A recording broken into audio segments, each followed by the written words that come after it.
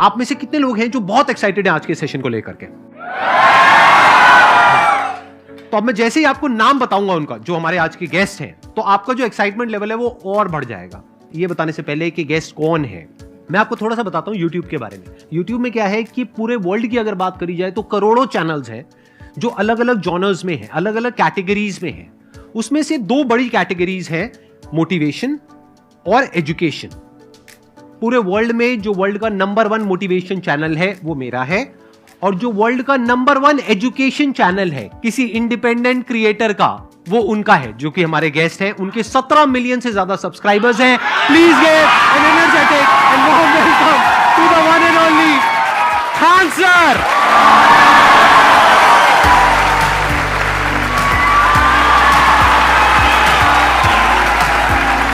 क्या हाल चाल जी, कैसे हैं आप?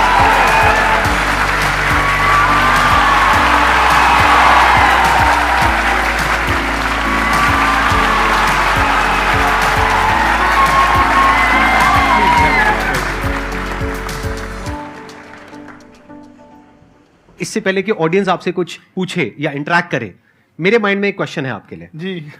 जो बच्चे हैं वो आपके इतने दीवाने क्यों हैं, इतने पागल क्यों हैं आपके पीछे? मतलब मेरे कमेंट सेक्शन में भरा पड़ा था, खान सर कब आएंगे, खान सर कब आएंगे। मतलब ऐसा क्या जादू कर दिया आपने बच्चों के ऊपर? ये सवाल हम आपसे भी पूछते हैं, हमारे पे भी इतना कमेंट आया, इतना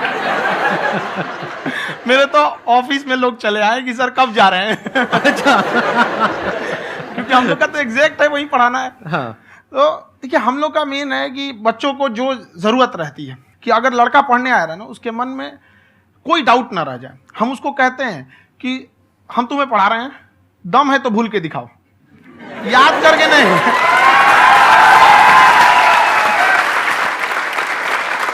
प्लस आप जिस प्राइस पॉइंट पे पढ़ा रहे हैं, आई थिंक वो सबसे कम है, वो बहुत ही कम है। सर, ये जो फीस का कल्चर है, ये हमारा इंडियन कल्चर नहीं है।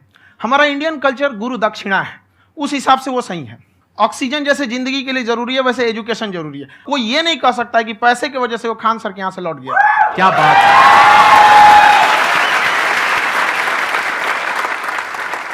मैंने देखा कि आपका ये जो चैनल है कि ये पिछले 3 साल के अंदर अंदर ही ग्रो किया है। हमको जब चैनल शुरू हुआ तो एक दिन में हम 4-5 वीडियो बनाए। एक हमको कुछ आता, आज भी नहीं आता इतना, तो हम देख के कैमरा वैमरा तो हम कंफ्यूज हो गए, बाप रे। तो हम एक ही दिन में वीडियो शूट किया, पढ़ाने वाला टॉपिक था हमको। उसके बाद कभी वीडियो नहीं, 6-7 वीडियो एक ही बार शूट कर लिए। और एक जो थे जिनका कैमरा वगैरह था, मेरे पास कैमरे भी नहीं थे उस टाइम, और कैमरा 35,000 का था, तो 6 महीना इसी में लग गया। जो 35,000 इसी में फंस जाएगा। तो उनके कैमरे से शूट किए, उन्होंने कोई चार्ज लिया, उसके बाद हम छोड़ ही दिए। लॉकडाउन लगा, तब हम कहें आप कैसे पढ़ाएंगे, वो तो एक दिन 2 दिन करते करते अचानक लंबा हो गया। तब हमको याद आया कि ओहो, मेरा एक चैनल भी है वहाँ पे। तो उस समय उस पर लगभग 30,000 सब्सक्राइबर हो चुके थे। तो जैसे लॉकडाउन लगा तो उस पर पढ़ाना चालू किया, और पता नहीं क्या लोगों को पढ़ाई में इतना इंटरेस्ट आ गया कि आपका स्टाइल ऐसा है थोड़ा सा। आप आई थिंक पढ़ाई के साथ साथ में जो बीच बीच में आप थोड़ा बहुत छोड़ते रहते हैं ना, मतलब जो एंटरटेनमेंट चलता रहता है। ये बात हम देखिए, जब हम गुलाम थे ना, तो अंग्रेजों ने एक चाल चला था कि भारत को हम फिजिकली गुलाम रखेंगे 100-200 साल, मेंटली 1000 साल कर देंगे। उन्होंने पढ़ाई का मॉडल चेंज कर दिया। उन्होंने ऐसा डिजाइन किया कि टीचर की रिस्पॉन्सिबिलिटी है वो पढ़ा के चला जाए। टीचर की रिस्पॉन्सिबिलिटी यहाँ खत्म नहीं हो जाती है। पढ़ाना तो कोई भी पढ़ा सकता है, टीचर की इससे बड़ी रिस्पॉन्सिबिलिटी होती है उसे समझाना। वो समझा कि नहीं समझा। अगर लड़का आपके समझाने के बाद डाउट रह गया तो ये आपकी गलती है। लड़का हमसे पूछता है, सर इतनी भीड़ है आपके पास, तो कहे सर डाउट कैसे पूछेंगे? हम कह रहे यार तुम्हारा डाउट बचेगा तब ना पूछेगा तुम डाउट यहाँ पर।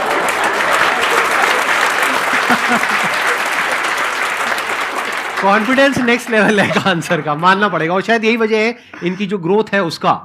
किसी ने शायद सपने में भी नहीं सोचा होगा कि पिछले 2 साल के अंदर अंदर जो आपके चैनल की ग्रोथ हुई है, जैसे आप खुद ही बता रहे हैं कि लॉकडाउन के टाइम पे आपके 30,000 के करीब सब्सक्राइबर्स थे, आज की डेट में 17 मिलियन है। और मेरा एक क्वेश्चन और है, इससे पहले कि ऑडियंस में से आपसे कोई क्वेश्चन पूछे, कि कई बार आप ऐसे भी टॉपिक्स टच करते हैं जो थोड़े से कंट्रोवर्शियल हैं या थोड़े से सेंसिटिव हैं, जिसके ऊपर बात करने की हिम्मत आई थिंक बहुत ही कम लोगों में है। तो आपको कभी ये नहीं लगता है कि कहीं ज्यादा तो नहीं हो रहा है, इसको थोड़ा रोक देते हैं, थोड़ा कम कर देते हैं? क्योंकि कोई लाइन ही नहीं है वैसे तो बोलने को, तो आप कुछ भी बोल दो, कितना भी बोल दो। हुई है कंट्रोवर्सी बहुत बार। एक्चुअली बचपन से हमको फौज में जाना था, और फौज वालों के लिए ये सब मायने नहीं रखता। उसको करना है मतलब करना है, तुम सामने कुछ भी रहो, डजंट मैटर।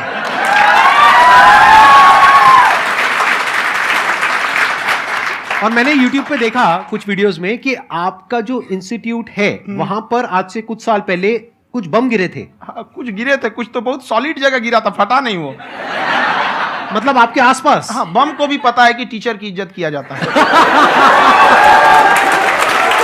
क्या बात है, क्या बात है। मैं समझ पा रहा हूं कि ये आपके अंदर जो एटीट्यूड है ये कहां से आ रहा है, क्योंकि आप बचपन से ही फौज में जाना चाहते थे, तो आप जंग के मैदान में ही खड़े हैं एक तरीके से। बस फर्क ये है कि आपके हाथ में कलम है, हथियार ना हो करके। हथियार से एक आदमी की जान जा सकती है, हाँ। कलम से बहुत ताकत होता है। शिक्षा एक ऐसा हथियार है ना, हर कुरीतियों से लड़ सकता है, हर तरह की समस्याओं से। और ये एक ऐसा हथियार है, मेटल डिटेक्टर में भी नहीं पकड़ाता है।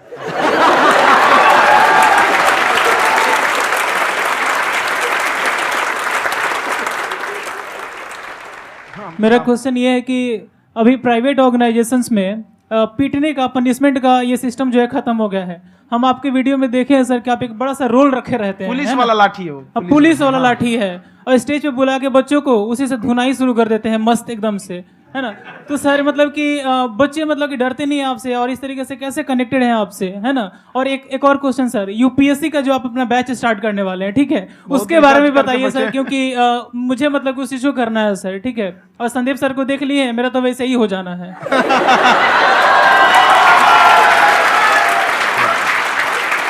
क्या हो जाना है? मेरा पूरा कंप्लीट करो।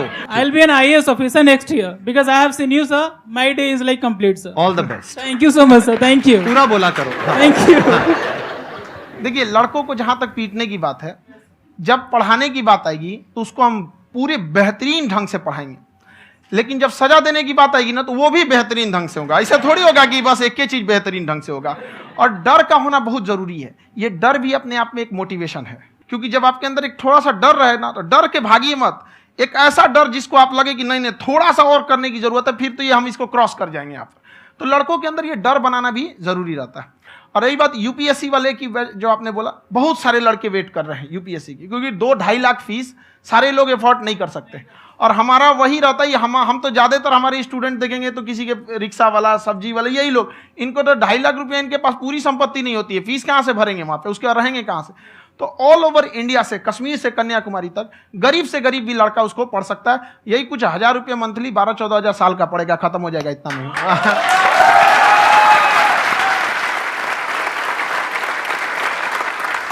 ये जो डंडे वाली बात इन्होंने कही, ये सच है? मतलब आप हाँ, सच में एक डंडा रखते हो? पुलिस का ही है वो।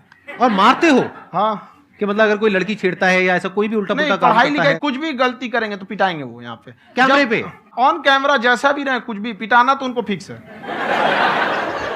एक तो कोई मतलब विधायक जी थे, उनके लड़का को पीट दिए, तो चला है दल बल लेके अपना वहां पे। उसने घर पे नहीं बताया था कि सर ने पीटा है, बस बोल दिया कोचिंग में पीटा है। बाद में पता चला हम पीटे हैं, तो उसके पिताजी मेरे सामने और पीटे।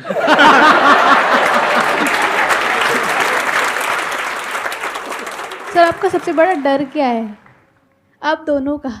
फौजी को डरे नहीं लगता है, बाकी अफसर से पूछिए। आज के सेशन से पहले कोई डर नहीं था, लेकिन अब मुझे इनकी डंडे वाली कहानियां सुन करके डर लग रहा है कि कहीं मैंने गलती से कुछ बोल दिया और इन्होंने कहीं पीछे कुछ रखा हुआ है, और यही आ करके अगर इन्होंने मेरी पिटाई कर दी तो बहुत बुरा हो जाएगा। तो इसलिए हमको थोड़ा डर लग रहा है।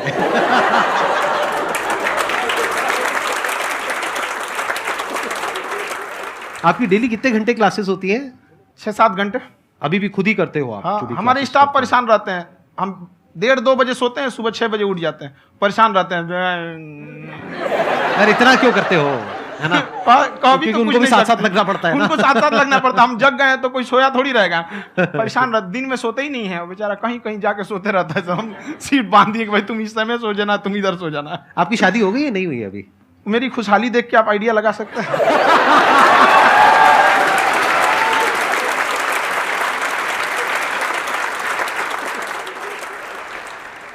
First of all I would like to say sir thank you so much to you and to your team कि आपने मुझे यहाँ आने का मौका दिया। एंड सर अब तक मैंने आपको सिर्फ फ़ोन या लैपटॉप में ही देखा है दोनों को, आज फर्स्ट टाइम लाइव देख रही हूँ तो बहुत अच्छा लग रहा है। तो मेरा क्वेश्चन ये है सर आपसे, जब हम लाइफ में कोई डिसीज़न लेते हैं कि हमें ये पर्टिकुलर चीज़ करनी है, और क्योंकि हम डिसीज़न लेते हैं तो हमारी आदत है कि पहले हम 4 लोगों से पूछते हैं कि तू बता तेरी क्या राय है, तू बता तेरी क्या राय है। तो उनमें से अगर कोई हमें कह देता है कि ये बेकार डिसीज़न है मत कर, तो हमारा माइंड कहीं ना कहीं डाइवर्ट होने लगता है और उसकी वजह से हम अपना डिसीज़न चेंज कर देते हैं। तो मेरा क्वेश्चन ये है कि कैसे हम अपने डिसीज़न पे स्टिक रहे, कैसे हम जो दूसरे के ओपिनियन है उनको अफेक्ट ना होने दें अपने ऊपर। दूसरे से सलाह लेने से पहले एक बार खुद उस पर रिसर्च कर लेना चाहिए, ताकि आप सामने वाला क्या सलाह दे रहा है आपको समझ में आना चाहिए। यहाँ पर ऐसा नहीं है कि कई बार ऐसे होते हैं कि दूसरे वाले को एक्सपीरियंस होता है, तो अगर आपको पहले से आइडिया है, उसके बारे में आप बेहतरीन ढंग से रिसर्च किए हैं कि क्या इसमें प्लस पॉइंट है क्या निगेटिव है, उसके बाद आप किसी से सलाह लेने जाइए। ये नहीं कि मन में आया सीधा बता गड़बड़ा जाएगा। तो वहाँ पे पहले आपको R&D करना पड़ता है, समझ में आया कि नहीं। और जिंदगी हो या गाड़ी, जीतेगा वही जो टाइम पे गियर चेंज कर रहा है। तो डिसीजन चेंज करना बहुत ज़्यादा गलत नहीं है। इन्होंने बहुत अच्छी बात कही है और मैं इसी बात में थोड़ा सा और ऐड ऑन करूंगा कि ये जो आपने कहा ना कि अपने डिसीजन पे स्टिक कैसे रहें, ये कोई अच्छी क्वालिटी नहीं है, क्योंकि टाइम टू टाइम आपको अपने डिसीजंस को चेंज करना होता है। जैसे आपने 4 लोगों से डिस्कस किया, कोई इंसान कुछ पॉजिटिव बोल रहा है, कोई नेगेटिव बोल रहा है, उससे फर्क नहीं पड़ना चाहिए। डिपेंड ये करता है कि वो जो बोल रहा है उसका बेसिस क्या है, क्या वो किसी नॉलेज या एक्सपीरियंस के बेस पे बोल रहा है या ऐसे ही कुछ भी बोल रहा है। ऐसे ही बोल रहा है तो फिर उसकी बात पे ध्यान क्यों दे रहे हो। अगर किसी नॉलेज या एक्सपीरियंस के बेस पे बोल रहा है, फिर चाहे वो पॉजिटिव बोल रहा है चाहे नेगेटिव बोल रहा है, दोनों ही मायने रखता है। उसके बाद में रिसर्च करनी है और फिर रिसर्च करने के बाद में फाइनल डिसीजन अपना खुद का होना चाहिए। अब वो डिसीजन उससे अलग भी हो सकता है जो आपने पहले लिया था, और वो सेम भी हो सकता है। सर मेरा क्वेश्चन दोनों से है आपसे, how to deal procrastination and laziness. हमारा ब्रेन है ना, ये बहुत आलसी टाइप का है, इसको आराम खोजना पसंद है। अब थोड़ा सा भी अब इसको आराम की ओर लेके चले गए ना तो फिर उधर ही रहेगा। आप सोचेंगे 10 मिनट आराम कर लेते हैं ना, तो 10 मिनट 2 घंटा बना देगा। उसको टॉर्चर कीजिए, चल 10 मिनट बाद में उसको आप उस पर हावी में, वो कह रहा है कि हमको आराम चाहिए, आपको हाँ आराम मिलेगा, पहले काम फिर मिलेगा आराम। तो आप उसके हिसाब से मत चल। आपका मन कर रहा है थोड़ा सा देख लेते हैं, कोई नोटिफिकेशन आया, आप कोई काम कर रहे हैं, क्यों पहले काम कर लीजिए, बाद में देखिएगा ना नोटिफिकेशन। आप हावी मत होने दीजिए यहाँ पे। अगर आप 5 मिनट भी थोड़ा सा लूज पड़े ना, थोड़ा सा कमर सीधा कर लेते हैं, 2 घंटा बर्बाद कर दिया आपको। हावी मत होने दीजिएगा उसको अपने ऊपर। प्रोक्रेस्टिनेशन को तोड़ने का एक ही तरीका है, सबसे छोटे लेवल पे ले जा करके उस गोल को तोड़ दो। यानी वो गोल बहुत बड़ा है, उसको ब्रेक डाउन करो, उसके सबसे पहले स्टेप पे आ जाओ कि उसको अचीव करने का सबसे पहला स्टेप क्या है। जैसे गाड़ी चलाना सीखना है, उसका सबसे पहला स्टेप क्या है। अगर घर में कोई नहीं है सिखाने वाला या सिखाने वाली, तो बाहर जा करके जो गाड़ी का ड्राइविंग स्कूल है उधर जा करके पैसे दे दो।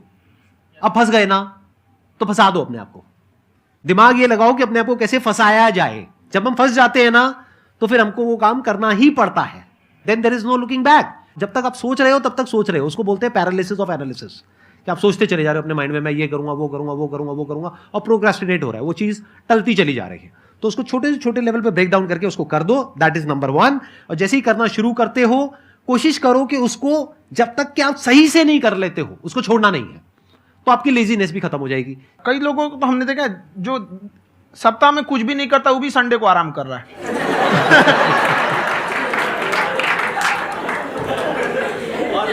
वैसे कहा भी जाता है कि अगर कोई काम आपको करवाना है ना तो ऐसे किसी इंसान को दो जो बिजी है। हाँ। ऐसे आदमी को मत दो जो खाली है। ये परफेक्ट एग्जाम। किसी को भी आप देखिएगा जिसको आप कहते हैं कि मतलब थोड़ा ठीक ठाक आप समझते हैं कि नहीं ये बहुत आगे निकल, वो एक काम को खत्म करने के बाद कभी आराम नहीं करेगा। एक काम खत्म हुआ उसको लगेगा हाँ एक खत्म हो गया, अब दूसरा करना चाहिए। और वही जिसको देखिएगा एक खत्म हो गया और आराम करना चाहिए, कभी नहीं, लाइफ में आखिरी सांस तक।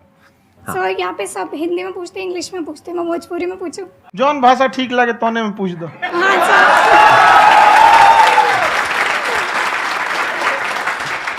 सर ये पूछे के चाहते नहीं कि जैसे हमने के पढ़ाई करी नहीं सर, तो कभी कभी डेली टारगेट्स जो होला वो कंप्लीट ना होला। अगर टारगेट्स कंप्लीट भी होला तो फिर ऐसा इरिटेशन या फिर वो एंजाइटी या फिर कि और करना है या फिर अभी नहीं हुआ, वो चीज़ हमेशा रहेला। तो वो कम कैसे करल जाए?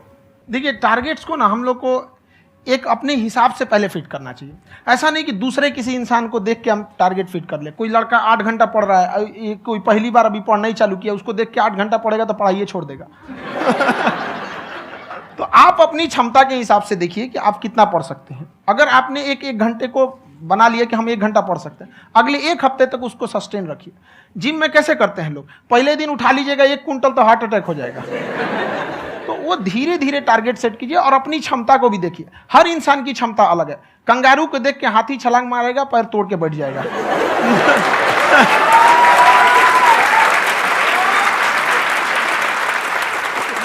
अब संदीप सर का मोटिवेशन देख के इसका मतलब क्या कि ट्रेन के आगे खड़ा हो जाएंगे, ढकेल देंगे तुमको। हालांकि ऐसा कर देते हैं, लेकिन ऐसा करिएगा लोग नहीं, क्षमता पता होना चाहिए।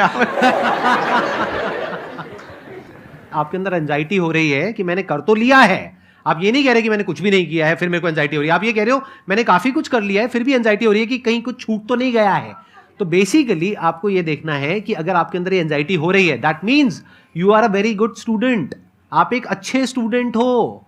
क्यों? क्योंकि बहुत सारे स्टूडेंट्स तो ऐसे हैं उनको पढ़ने के नाम से एंजाइटी होती है। तो आपको एंजाइटी हो रही है कि मैंने पढ़ लिया, दिन में मानो 8 घंटे का आपने टारगेट सेट किया और 6 घंटे पढ़ लिया, या मान लो 8 घंटे भी पढ़ लिया, फिर भी एंजाइटी हो रही है कि मैंने 10 घंटे नहीं पढ़ा। तो ये तो अच्छी क्वालिटी है ना, ये तो एक ब्रिलियंट स्टूडेंट की क्वालिटी है, क्योंकि एंजाइटी उसी को होती है जो केयर करता है, जिसको परवाह है, उसी की तो एंजाइटी होती है। जैसे माँ को अपने बच्चे की, जैसे एक माँ को अपने बच्चे के, जैसे एक माँ को अपने बच्चे को लेकर के एंजाइटी होती है। हंस लो मजाक उड़ा लो मेरा। कोई बात नहीं, एडिट कर देंगे इसको हम। हाँ।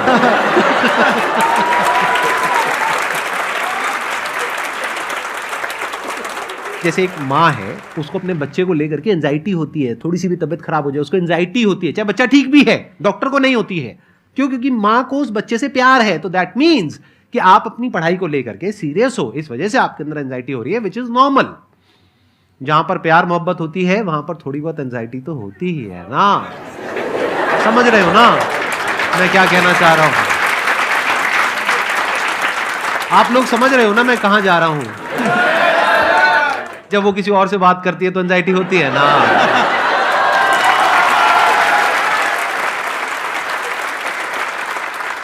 सर, आपकी स्टोरी हमने सुनी थी, तो एक टाइम आया था जब आप गंगा किनारे जाके बैठ गए थे। उस समय आपको कुछ समझ नहीं आ रहा था, तो उस समय मतलब आपने ये डिसीजन कैसे लिया कि अब आगे नहीं, यहाँ से वापस जाना है? रास्ता ही नहीं था।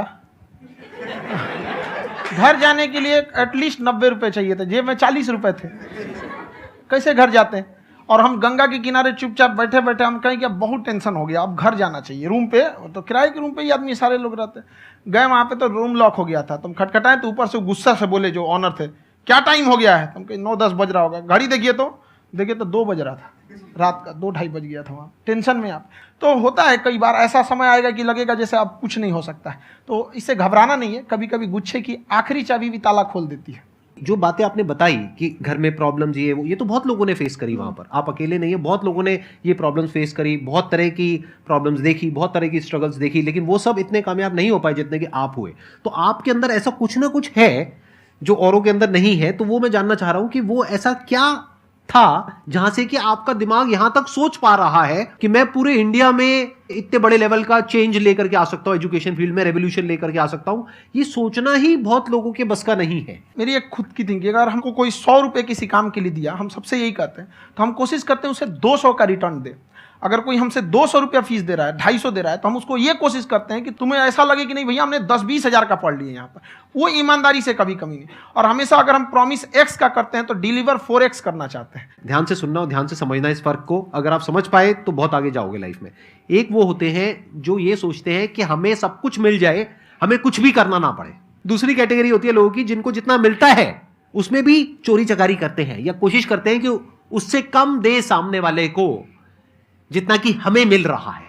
तीसरी कैटेगरी होती है लोगों की, जो इनके जैसे लोग होते हैं। वो क्या करते हैं? वो ये सोचते हैं कि अगर मैंने किसी से 1 रुपए भी लिया, देखा जाए तो 200-250 रुपए कुछ भी नहीं होता है, 200-250 रुपए अगर मैंने लिया तो कैसे उसको 400 रुपए की वैल्यू दूं। ये जो थिंकिंग है ना, यही एक फर्क होता है एक ऐसे इंसान में जो बहुत आगे निकल जाता है और उस इंसान में जो मीडियोकर रह जाता है। आप अपने आप को अपने आप के ऊपर समय दीजिए, उसको डेवलप कीजिए। जब आप अपने आप के ऊपर खर्च करते हैं तो आने वाले समय में लोग गूगल पे आपको सर्च करते हैं। क्या बात है सर, ये आपने अभी बनाया है या ये कोई पुराना आपका वो है? बनते रहता है इसे, फ्लो में बन जाता है। आपके अंदर ना सर एक कवि छुपा हुआ है कहीं ना कहीं जो बाहर आना चाहता है। कभी ना कभी आपने सोचा होगा कुछ? हाँ, कभी कभी देखिए, एक चीज है, संगत का बहुत अच्छा असर पड़ता है। ये चीज को हमेशा, संगति का मतलब लोग हल्के में ले लेते हैं। संगति का मतलब होता है संग संग गति। तो अच्छे लोग के साथ रहेंगे तो संग संग अच्छी गति होती जाएगी, खराब में रहेंगे तो ये भी होता है। बट अपने आप को थोड़ा सोचना चाहिए कि हम केवल जी के मर जाएं इसके लिए नहीं आए हैं। लोग कहते हैं कि सर नाम क्यों नहीं बताते अपना। हमारी एक ही सोच है कि जाने के बाद इस दुनिया से हमको मतलब एक चीज देना चाहते हैं स्टूडेंट्स को, कि वो याद करें कि इस पैसे की भाग दौड़ की दुनिया में हर कोई दोनों हाथ से लूटने में लगा है खाली हाथ जाने के लिए, ये सबको लगा है। तो हर कोई को ये सोचना चाहिए कि था कोई इंसान जो इतने कम फीस में इतनी शिक्षा जो महंगी थी, जो कमाने का रास्ता था, उसको भी एकदम कंपटीशन इतना कर दिया कि अब लोगों को अपनी फीस बढ़ाने में डर लगता है कि अरे यार, लड़का कमेंट करता है कि खान सर इतना ले रहे हैं, आप बहुत बड़ा टीचर हो गए।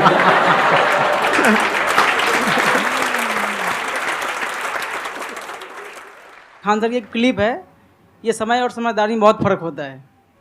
अगर समय रहते समझदारी आ गई तो इंसान कामयाब हो गया, लेकिन अगर समय चला गया फिर समझदारी आई फिर तो बेकार है। तो सर मतलब कुछ आपको ऐसी चीज़ लाना चाहिए जो मतलब बच्चों जो तैयार हो रहे हैं उनको ये चीज़ें मतलब एंड टाइम पे दिखे। समझ रहे हैं आप मेरी बात? नहीं समझ?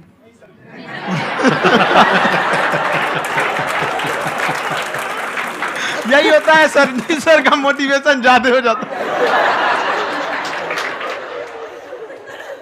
जब आप स्ट्रगलिंग फेज में हैं तो कम से कम चीजों को अपने ऊपर खर्च कीजिए, ज्यादा से ज्यादा सीखने में खर्च कीजिए। अगर आपको राजा बनने का शौक है तो गुलाम की तरह मेहनत करना सीखिए, तब राजा बनेंगे।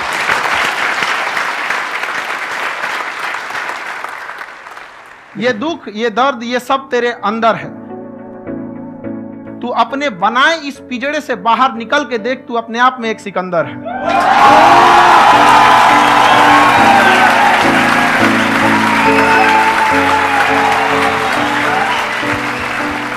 Thank you so much sir for coming. बहुत मजा आया मेरे को आपके साथ में इंटरेक्ट करके। आई एम श्योर आप लोगों को भी बहुत मजा आया होगा।